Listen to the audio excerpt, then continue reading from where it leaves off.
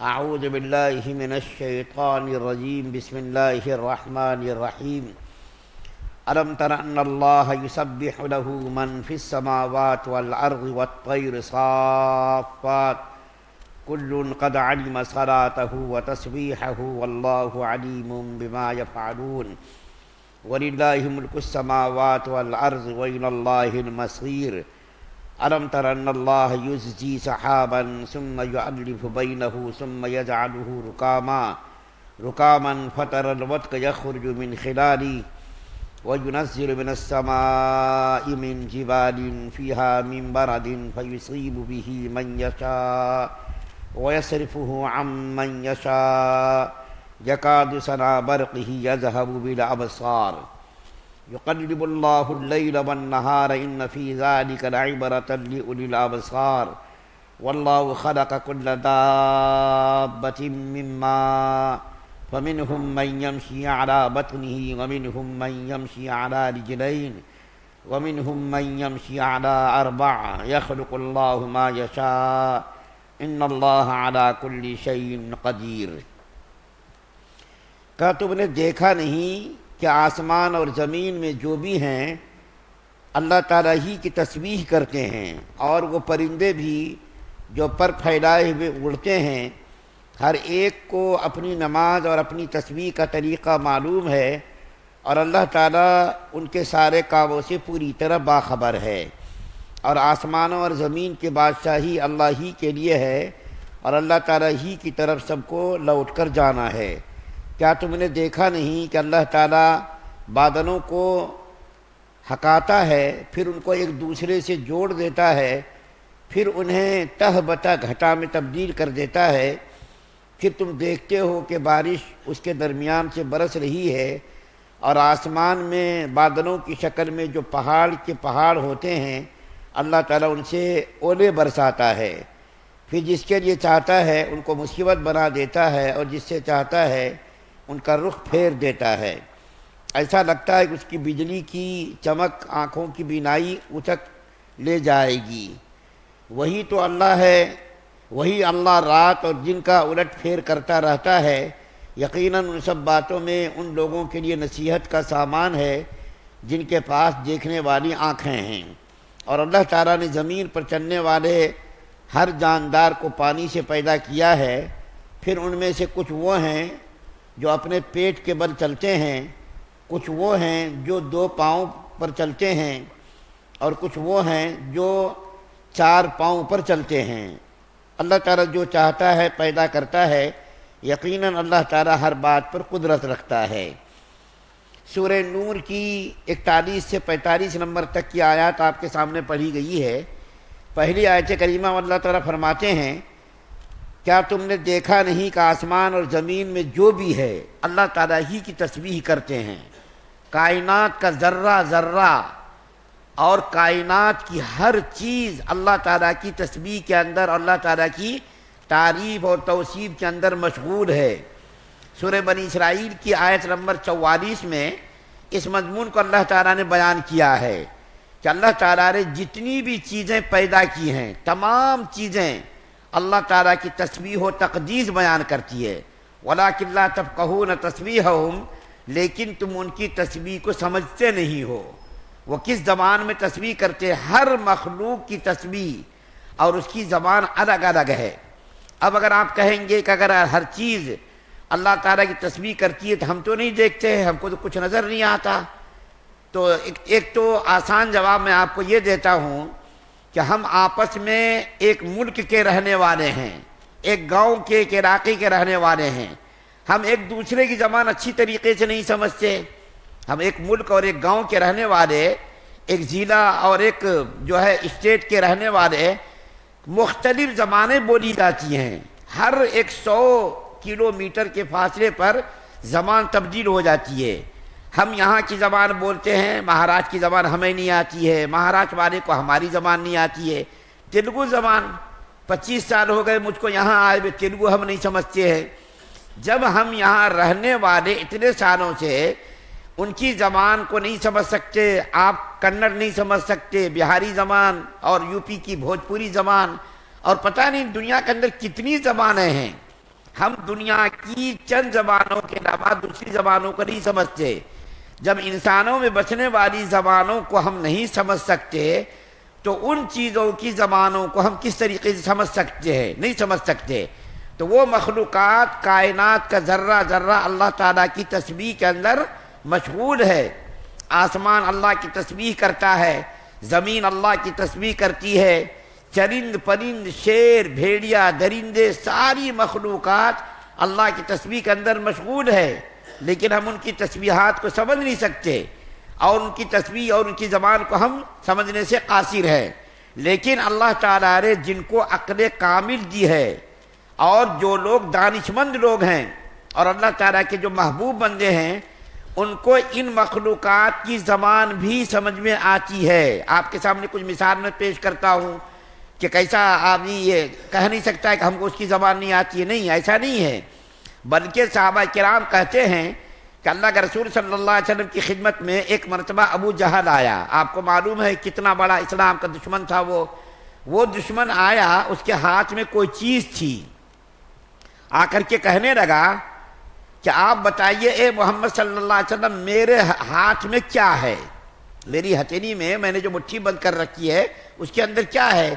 تو اللہ کے رسول صلی اللہ علیہ وسلم نے فرمایا، میں بولوں یا خود تمہارے ہاتھ میں جو چیز ہے وہ بولے؟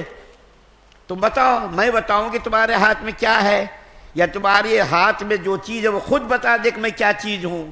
تو ابو جہل ملعون نے کہا کہ آپ بتا دیجئے کہ ہماری ہتھیلی میں جو چیز ہے وہی بتا دے کیا چیز ہوں میں۔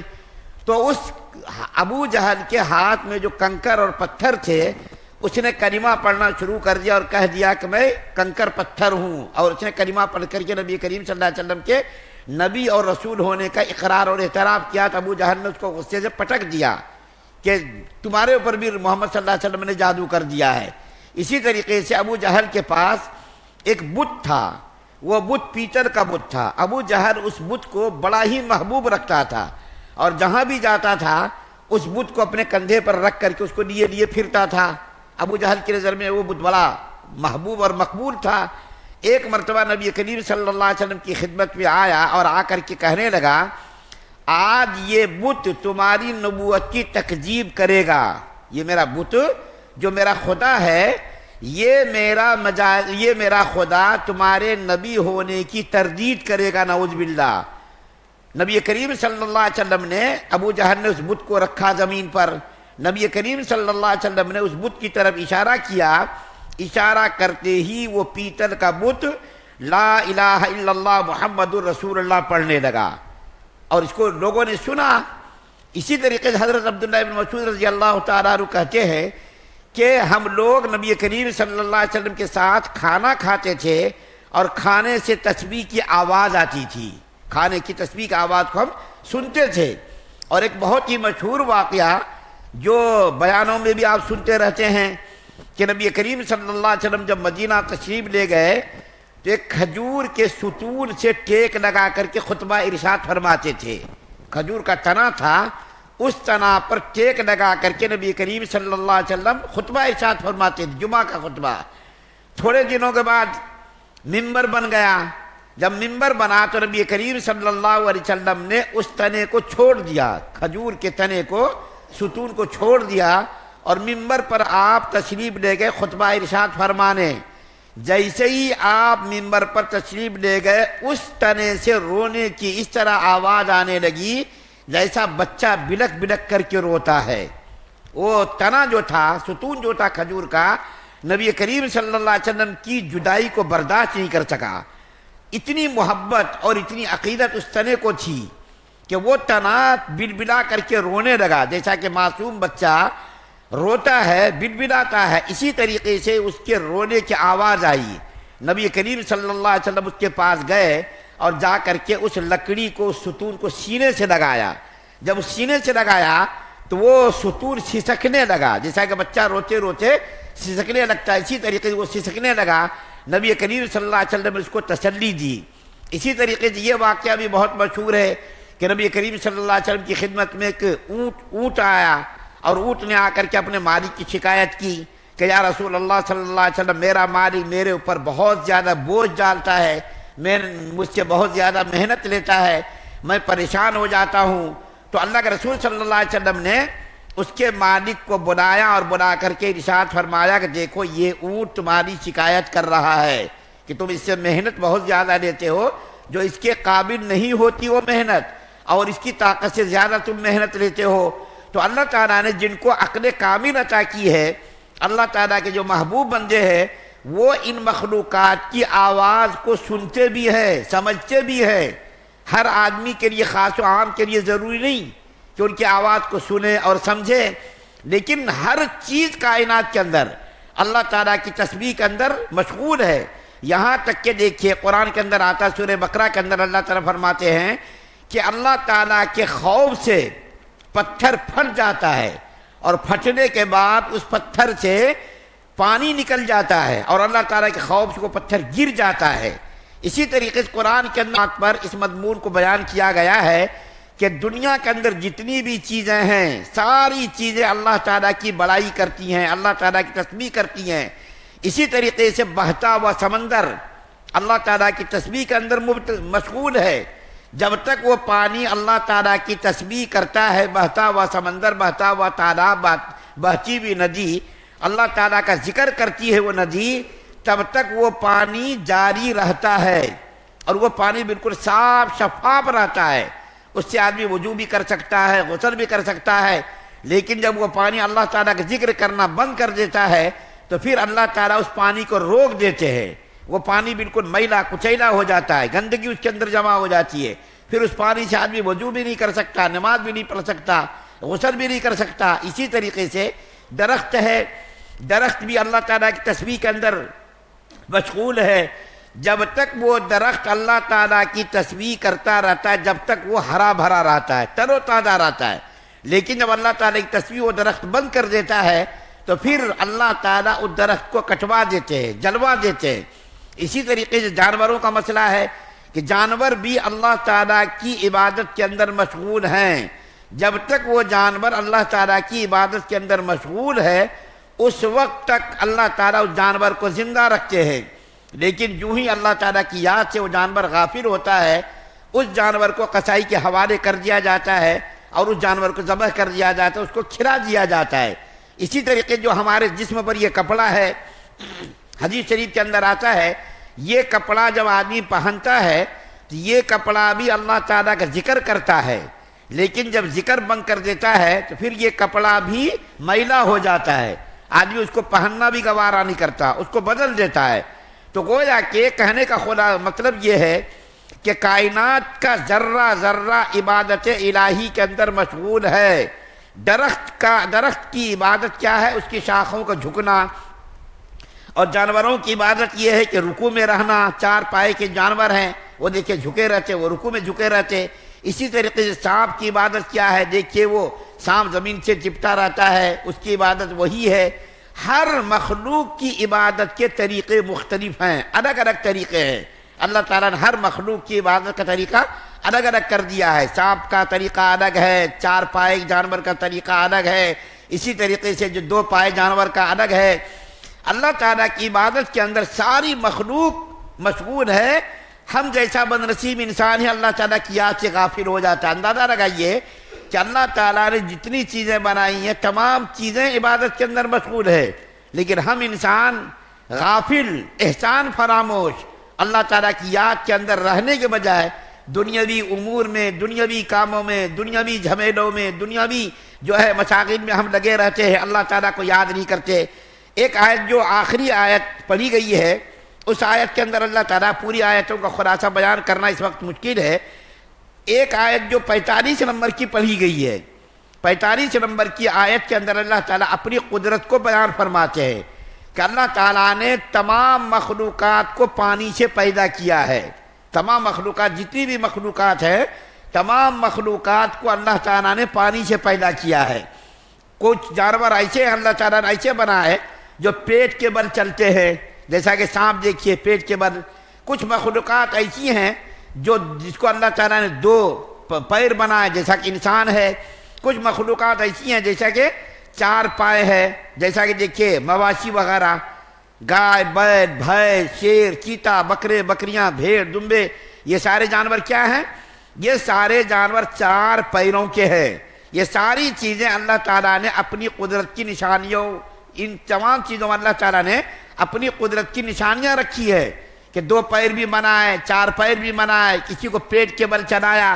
ان ساری چیزوں میں اللہ تعالیٰ نے انسانوں کے لیے عبرت کا سامان رکھا ہے، لیکن آنکھیں جس کے پاس ہے، سوچنے والا دماغ، دیکھنے والی آنکھیں اگر کسی کے پاس ہے تو وہ ان چیزوں میں اللہ تعالیٰ کی قدرت کے دلائل کا مشاہدہ کرتا ہے کہ دیکھو کچھ چیزیں پیٹ کے بل چل رہی ہیں، کچھ مخلوقات ہے دو پیروں سے چل رہی ہے، کچھ مخلوقات ہے جو چار پیروں سے چل رہی ہے۔ اللہ تعالیٰ فرماتے ہیں ان تمام چیزوں پر اللہ تعالیٰ قادر ہے، اور اللہ تعالیٰ کو ان تمام چیزوں پر قدرت حاصل ہے کہ اللہ تعالیٰ کسی کو پیٹ کے بل چلا دے، اس پر بھی قدرت ہے، کسی کو دو پیر دے دے، کسی کو چار پیر دے دے۔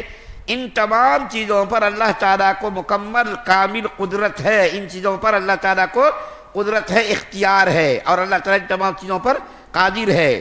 تو اللہ تعالیٰ نے ان تمام آیتوں میں 41 سے لے کر کے 45 نمبر تک کی آیات میں مختلف مضامین کو بیان کیا ہے، جیسا کہ بادلوں کا اللہ تعالیٰ ہکاتا ہے اور چھوٹے چھوٹے ٹکڑوں کو ایک جگہ جمع کرتا ہے، ان بادلوں کو جمع کر کے پھر اس سے پانی کو برساتا ہے۔ اسی طریقے سے جو ہے جہاں پر زمین خشک ہوتی ہے ان جگہوں پر پانی کو برساتا ہے، جیسا کہ ابھی دیکھیے ہم لوگ گرمی سے بہت ہی پریشان تھے، لیکن اللہ کے فضل و کرم سے بارش ہوئی، تھوڑی سی راحت محسوس ہو رہی ہے۔ یہ سارا کام کرنا کس کا کام ہے؟ بادلوں کو جمع کرنا، بادلوں کو ہکانا کیا انسان کے اختیار میں ہے؟ انسان ایسا کر سکتا ہے؟ ساری دنیا کی حکومت مل کر کے ایک بادل کا ٹکڑا پیدا نہیں کر سکتی، اور بادلوں کو ایک جگہ سے دوسری جگہ لے جانے پر بھی کسی کو قدرت نہیں ہے، کوئی یہ کام نہیں کر سکتا سوائے اللہ تعالیٰ کے۔ اللہ تعالیٰ نے ہی نظام بنا رکھا ہے کہ بادلوں کو مختلف جگہوں پر بادل پھیلے ہوتے ہیں، ان بادلوں کو اللہ تعالیٰ جمع کرتے ہیں، ان بادلوں سے پانی برستا ہے، اس پانی کو کسی کے لیے نفع بخش بنا دیتے ہیں اور کسی کے لیے نقصان دہ بنا دیتے ہیں، جس کے لیے چاہتے نفع بخش بنا دیتے ہیں، جس کے لیے چاہتے نقصان دہ بنا دیتے ہیں۔ تو ان تمام آیات کے اندر اللہ تعالیٰ نے مختلف مضامین کو بیان کیا، جس کو مختصر وقت کے پیش نظر مختصر طور پر بیان کیا گیا۔ اللہ تعالیٰ سے دعا ہے اللہ ہم سب کو سننے زیادہ عمل کی توفیق عطا فرمائے۔ سبحان اللہ